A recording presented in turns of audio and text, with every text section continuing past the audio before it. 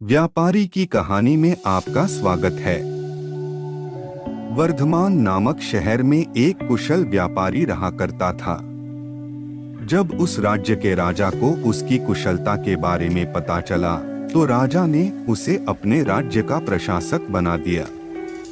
व्यापारी की कुशलता से आम व्यक्ति से लेकर राजा तक सभी बहुत प्रभावित थे। कुछ समय बाद व्यापारी की लड़की की शादी तय हुई। इस खुशी में व्यापारी ने बहुत बड़े भोज का आयोजन किया। इस भोज समारोह में उसने राजा से लेकर राज्य के सभी लोगों को आमंत्रित किया। इस समारोह में राजघराने में काम करने वाला एक सेवक भी आया, जो गलती से राज परिवार के सदस्यों के लिए रखी कुर्सी पर बैठ गया। उस सेवक को कुर्सी पर बैठा देख व्यापारी को बहुत गुस्सा आता है। गुस्से में व्यापारी उस सेवक का उपहास कर समारोह से भगा देता है।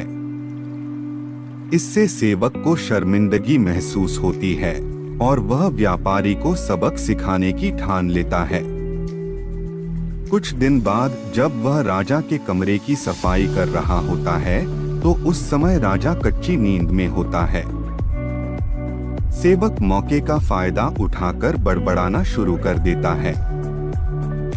सेवक बोलता है, व्यापारी की इतनी हिम्मत जो रानी के साथ दुर्व्यवहार करें। यह सुनकर राजा नींद से उठ जाता है और सेवक को कहता है, क्या तुमने कभी व्यापारी को रानी के साथ दुर्व्यवहार करते हुए देखा है?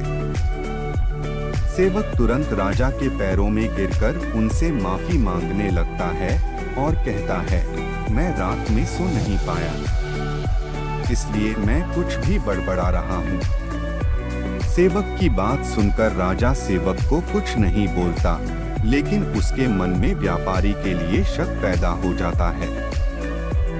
इसके बाद राजा ने व्यापारी के राजमहल में प्रवेश पर पाबंदी लगाकर उसके अधिकार को कम कर दिया। अगले दिन व्यापारी किसी काम से राजमहल में आता है, तो उन्हें पहरेदार दरवाजे पर ही रोक देते हैं। पहरेदार का यह व्यवहार देखकर व्यापारी को आश्चर्य होता है।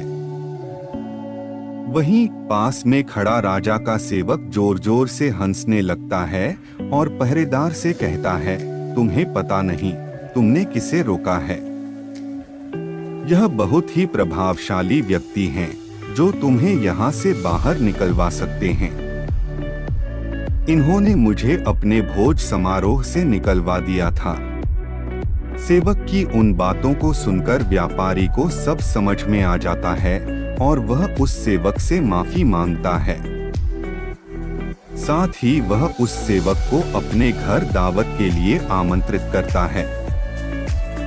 व्यापारी ने सेवक को बड़े विनम्र भाव से भोज कराया और कहा कि उस दिन जो भी किया वह गलत था। व्यापारी से सम्मान पाकर सेवक खुश होता है और कहता है, आप परेशान न हो, राजा से खोया हुआ सम्मान आपको जल्दी वापस दिलाऊंगा। उसके अगले दिन राजा जब कच्ची नींद में होता है, तो सेवक कमरे की सफाई करते हुए फिर से बड़बड़ाने लगता है और कहता है, हे भगवान, हमारे राजा इतने भूखे होते हैं कि गुसलखाने में स्नान करते हुए खीर खाते रहते हैं। इस बात को सुनकर राजा नींद से उठकर सेवक से क्रोध में कहते हैं, मूर्ख सेवक, तुम्हारी इतनी हिम्मत कि तुम मेरे बारे में ऐसी बात करो।